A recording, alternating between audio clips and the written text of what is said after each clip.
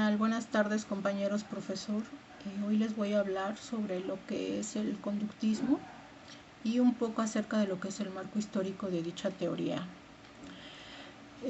Bueno, el conductismo surgió a principios del siglo XX y fue influenciado por varios factores históricos, y eso les ayudó mucho a los científicos para poder desarrollar esta teoría. Eh, digamos que una base de ello fue la reflexología, que esta surgió a finales del siglo XIX, con sus científicos icónicos de esa teoría fueron Ivan Pavlov y Edward Thorndike, que llevaron a cabo varios experimentos sobre el condicionamiento y el aprendizaje de los individuos, basados en lo que son estímulos y respuestas, y esto pues les ayudó mucho a sentar bases para esta teoría y desarrollar el conductismo. Y otra de las bases también para esta teoría del conductismo es la psicología funcionalista, y esta también surgió en el siglo XX y fue promovida por William James, lo que dio también mucha importancia al estudio de este conductismo por medio del estudio científico acerca de la conducta y el funcionamiento mental de las personas. En perspectiva, pues ayudó o influenció mucho para que los científicos se enfocaran en dicha teoría del conductismo. También otra base fue las influencias del positivismo, también la psicología animal, que también les ayudó por medio de experimentar con animales para ver cómo reaccionaban a ciertos estímulos y ver sus respuestas. Posteriormente vino la revolución conductual. El conductismo prácticamente dio un giro, ¿no?, a raíz de esta revolución conductual, y fue llevado a cabo por el científico John Watson. Y él propuso el manifiesto sobre la psicología de cómo debe de verse o cómo debe de tratarse el conductismo. Esto fue en el año de 1913. Y que la psicología debería interactuar el estudio riguroso y objetivo para así poder observar el comportamiento de las personas, de los individuos, y pues rechazando cualquier referencia, ¿no?, de ciertos procesos mentales. Y pues digamos que estos son algunos aspectos que influenciaron mucho en el conductismo para que se desarrollara y se aceptara como tal, ¿no?, como una teoría conductual, siguiendo todos estos pasos y sobre todo eh, por el comportamiento de las personas, ¿no?, en ciertas circunstancias, en sus entornos, también dependiendo mucho de cada entorno, ¿no?, de los seres humanos en los que se desenvolvían. Y pues a lo largo del siglo XX pues se produjeron avances relacionados a todo esto, sobre todo en el campo del conductismo, incluyendo también los trabajos de Skinner y su enfoque acerca del comportamiento de los individuos, de las personas, ¿no?, hasta ciertos, como les dije, hasta ciertos comportamientos durante sus entornos, ¿no?, que puede ser la escuela, trabajo, cómo se comportaban ante la sociedad. ¿Ok? El conductismo fue desarrollado como se los comenté, por varios psicólogos muy importantes. Los más icónicos, se los repito, fue John Watson y Skinner, que gracias a ellos, pues obvio, ¿cómo les puedo decir? Pues se enfocaron, vaya, más en lo que fue el comportamiento, ¿no?, de las personas. Y pues se los repito, se basa en el conocimiento, ¿no?, y en el estudio del objetivo y sobre todo en el comportamiento humano y animal. Y así poder centrarse en las respuestas de las conductas que ellos mismos observaban y viendo, ¿no?, viendo más que nada todo eso, estudiando ese proceso.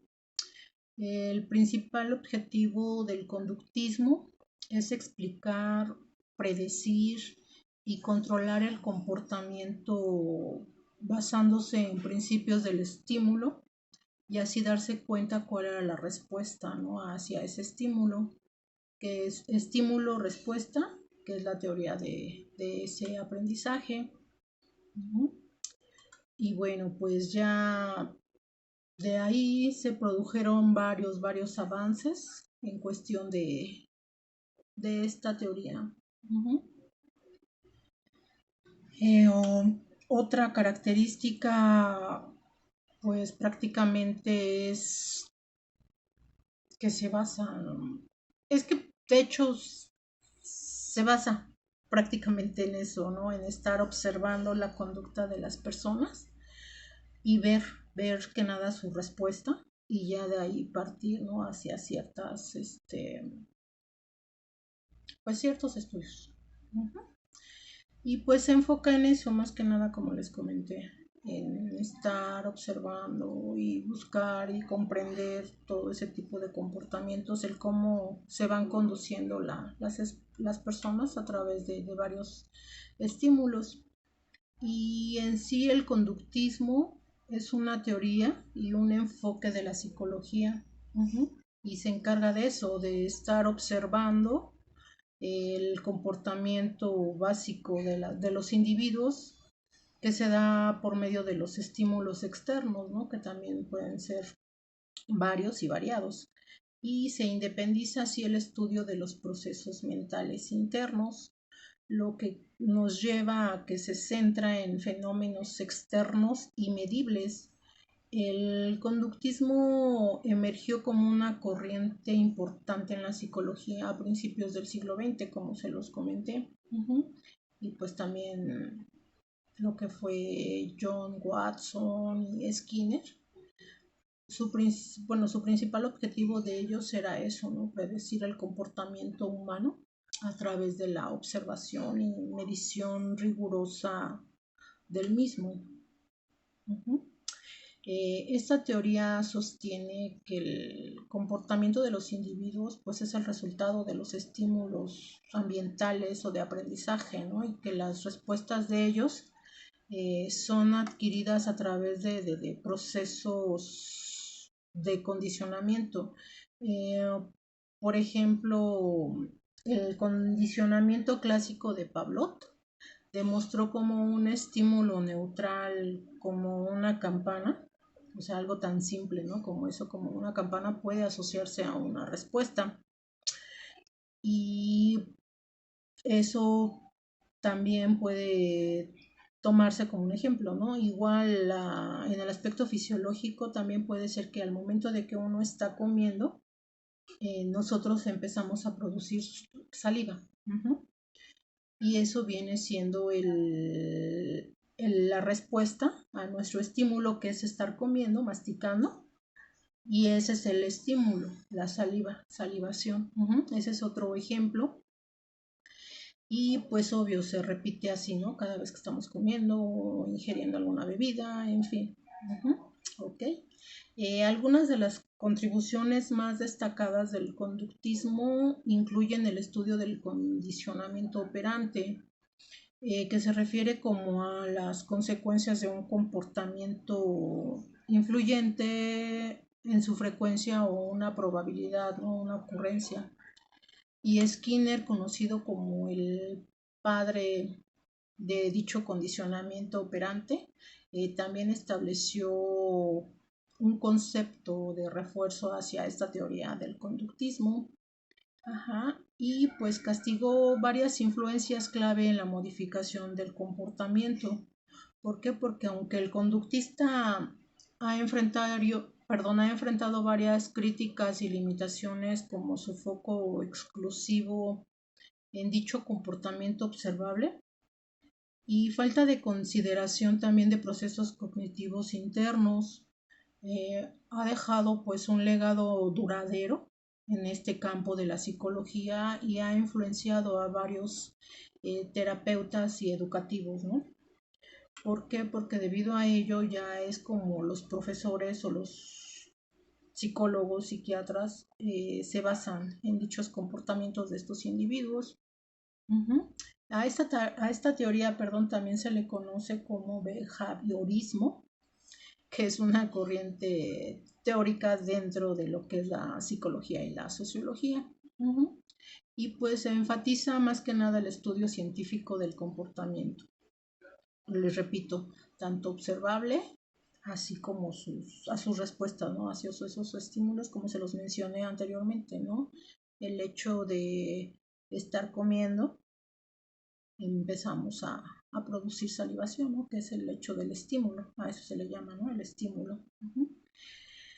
Y pues esto es el enfoque, ¿no? Prácticamente más claro de esta corriente que es el conductismo.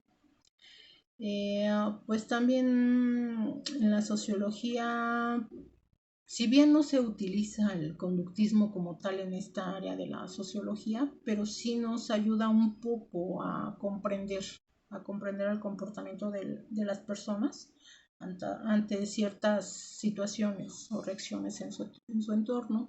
Uh-huh. Y es por eso que digamos que tienen esa conexión, lo que es el conductismo en la sociología, aunque son de diferentes ramas, porque se dedica más a lo que es la psicología que a la sociología.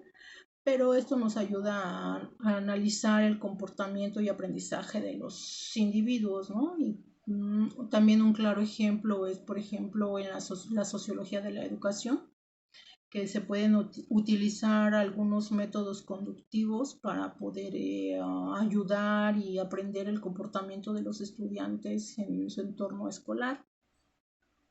Sin embargo, es importante tener en cuenta que la sociología se enfoca más en el estudio de los fenómenos sociales, en las interacciones entre los individuos, uh-huh, que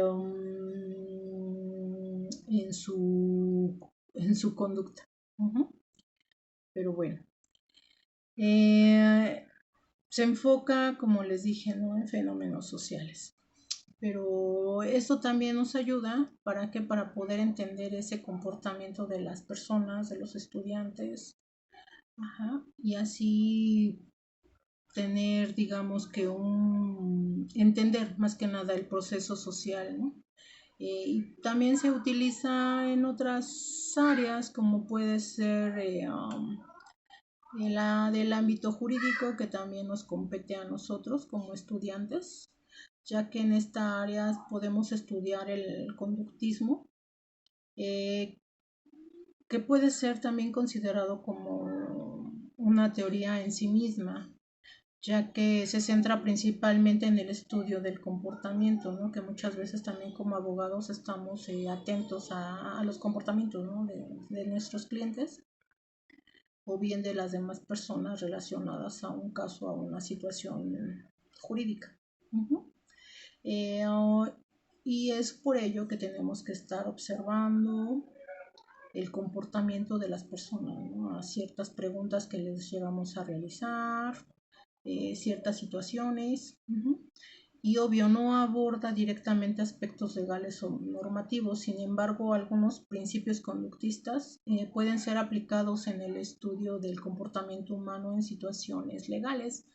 Por ejemplo, la psicología conductista puede ser utilizada para entender eh, cómo se van formando o cómo se modifican las conductas de algunos delincuentes, eh, el por qué cometen asesinatos, eh, también el de testigos, también tenemos que ver esa otra situación, no solo de los delincuentes, ¿no? sino también el de los testigos, el ver cómo se están desarrollando ante ciertas preguntas, ante ciertas situaciones, uh-huh, que se supone que ellos pasaron como testigos.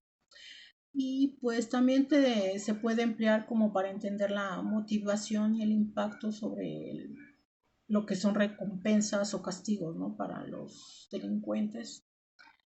Y en resumen, se puede decir que se ha desarrollado esta teoría del conductismo específicamente en el ámbito jurídico, como un método para poder entender todo este comportamiento de las personas ante ciertos delitos.